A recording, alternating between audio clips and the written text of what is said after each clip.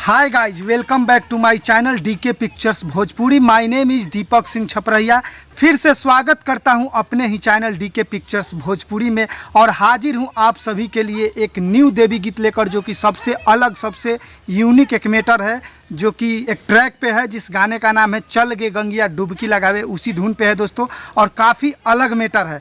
गाना का दोस्तों बोल है कि अहे रे गोरिया भेंट हो जइतो दशहरा के मेला में, आज जागरण में सब है बिजी रह तो मिली है अकेला में। तो आइए दोस्तों गाने को करते हैं हम लोग start.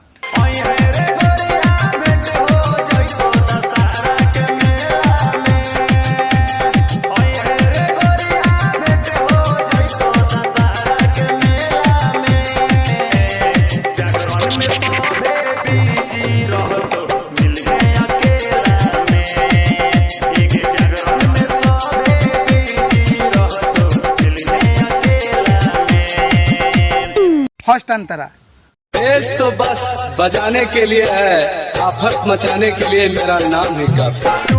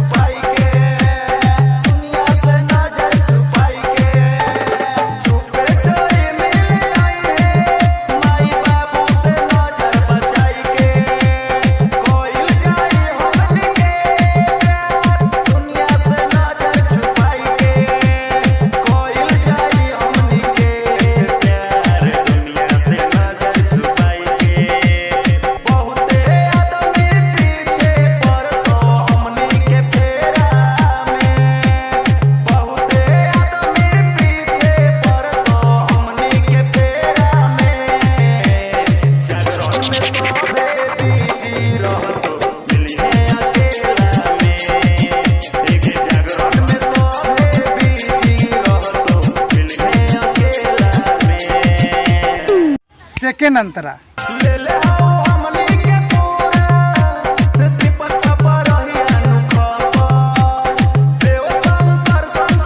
presented by DK Pictures.